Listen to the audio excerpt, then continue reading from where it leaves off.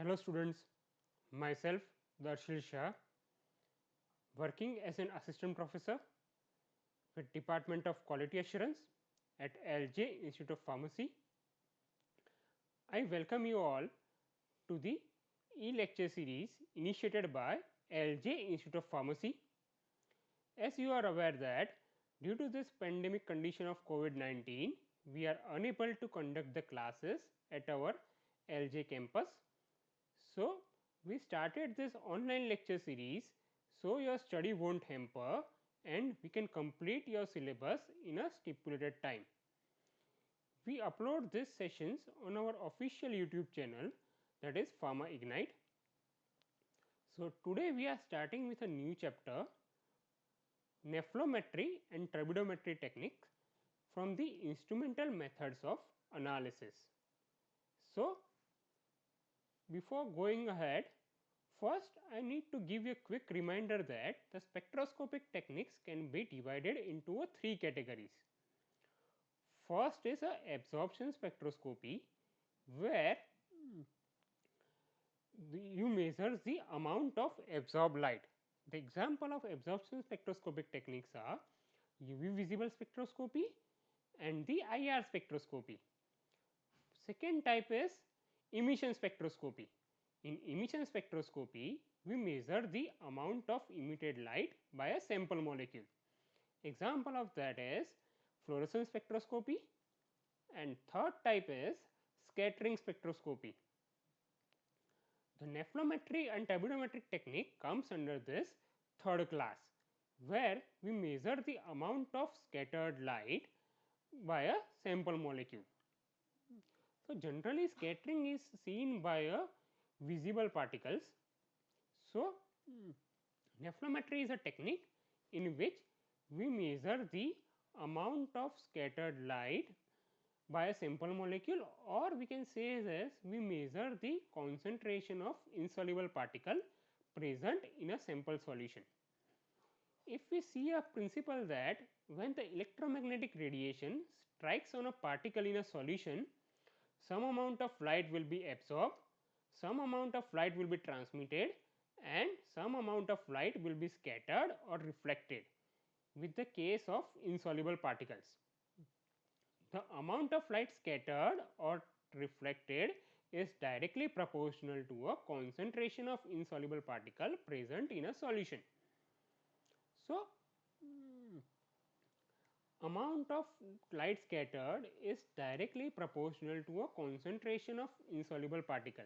It means that if we measure the amount of scattered light, we can measure the concentration of insoluble particle. This is important phenomena for measurement of concentration of suspension, emulsion, or maybe a measurement of concentration of microorganism. The scattered light can be measured with the help of two techniques, that is turbidometric or the nephrometric. Again, going principle in detail, that if in nature we can see the blue color of the sky or the red color of the sun at the sunset, that is due to a scattering of light due to a dust particles, might be a water molecules, or might be other gases present into the atmosphere. The efficiency with which light is scattered depends upon its wavelength. The blue light is the sky is blue because the blue light is scattered at a higher extent compared to the other wavelength. That is why we can see the blue color of the sky. That is why we can see a different color of a material in a nature. In again simple terms, we can say that the nephrometric technique is based on the Tyndall effect.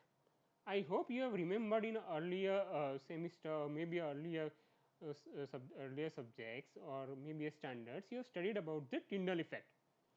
Tyndall effect is that if any light beam strikes any solid particles or the insoluble particles, light scattered at a particular angle, that is called as a Tyndall effect. To differentiate turbidometric technique and nephrometric technique, I have inserted a figure of turbidometric technique, where you can see that the detectors are arranged at the 180 degree angle. The other components are the visible light. Light is passing through this filter or a monochromator. Then light is passing through a sample cell where certain amount of light will be scattered and certain amount of light will be transmitted. If we measure the transmitted light, we can measure the amount of insoluble particle present in a solution.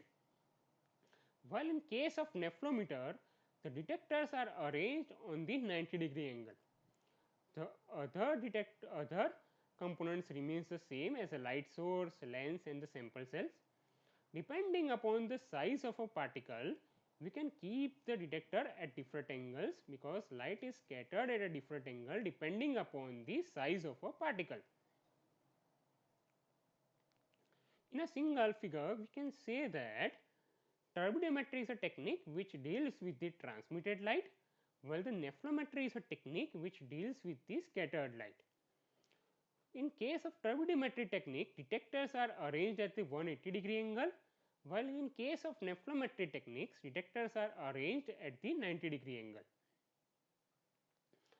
So, in exam, as a difference of turbidimetric and nephelometric technique, I have explained that 2 points. First is nephelometry deals with the scattered light, while the turbidimetry deals with the transmitted light. While second one, nephelometric techniques, detectors are arranged at the 90-degree angle, while in case of turbidimetric techniques, detectors are arranged at the 180-degree angle. The factors which affect the nephelometric techniques or scattering of a particle will be a concentration of particles. Second one is a particle size. Third is a wavelength. Fourth is a distance of observation, and fifth is the molecular weight of particles. Out of this 5, first 3 is important, so we will discuss that ahead.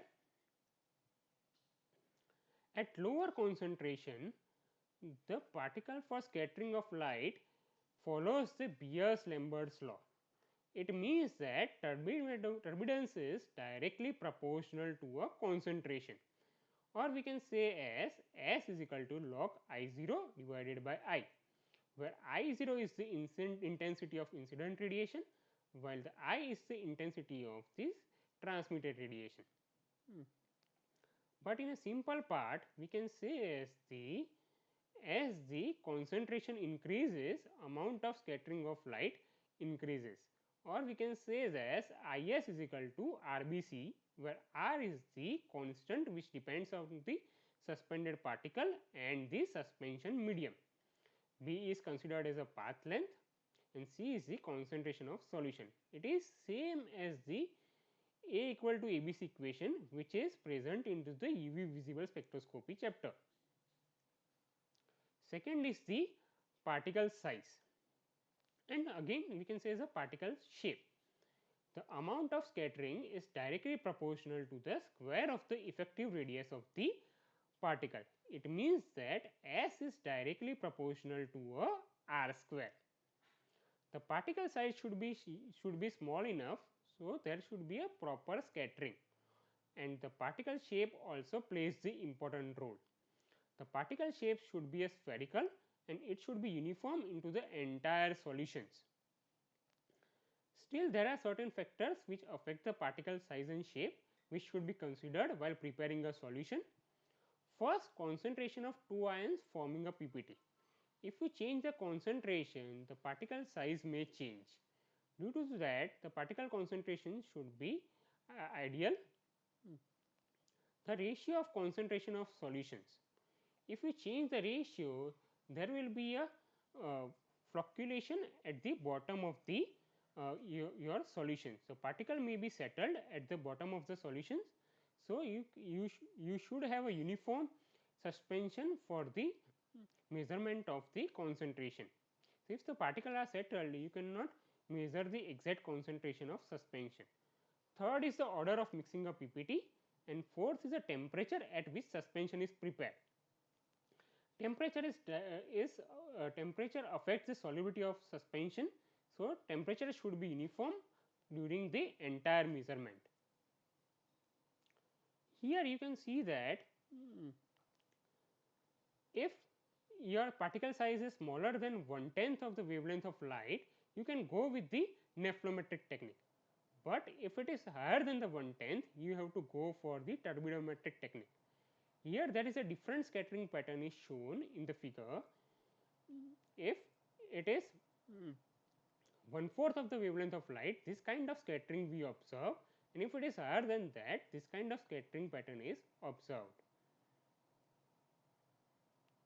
This point is already explained.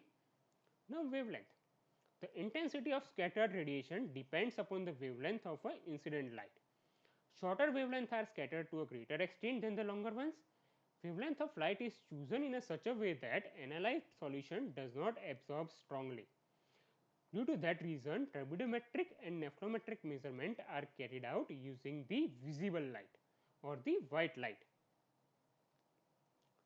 The simple instrumentation for the turbidometric and nephelometric technique, first is there will be a radiation source, second one will be a sample cell, you can keep a monochromator or filter over here, third is a detector, and fourth is a readout device that can be a galvanometer or amperometer. Now radiation source. Radiation source can be a simple tungsten filament or mercury vapor lamp can be used, which emits the white light or visible radiation. Second one is a sample cell, which is important. It is made up of glass or plastic. Generally with the case of turbidometric technique, rectangular cells are used.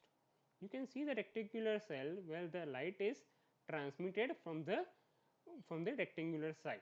While in case of the nephelometer, octagonal cells are used, octagonal shaped cells are used, because here the light is scattered at a different angle.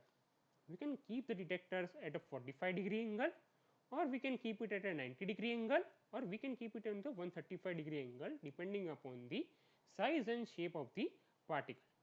Due to that reason, the particle, so the sample cell should be a octagonal.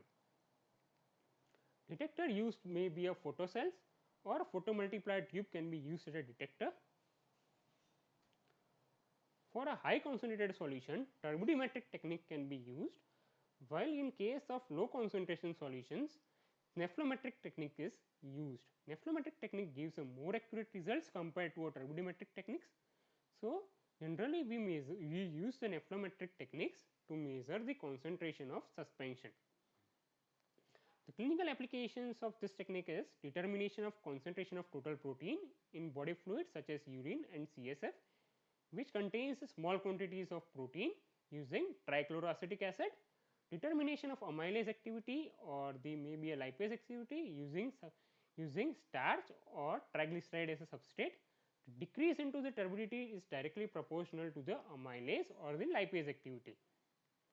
It is also used in a measurement of concentration of immunoglobulins in body fluids.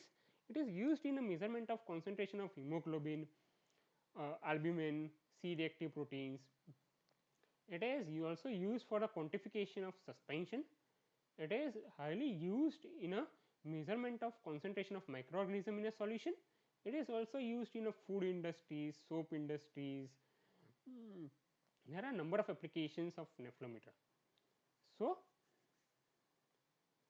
important question for university examination is write a detailed note on nephelometric technique, differentiate nephelometer and turbidometer, write a detailed note on nephelometry, or they can ask us give a brief note on principle, instrumentation and application of nephelometric. You can prepare an answer using this presentation. I have covered all the points in the presentation.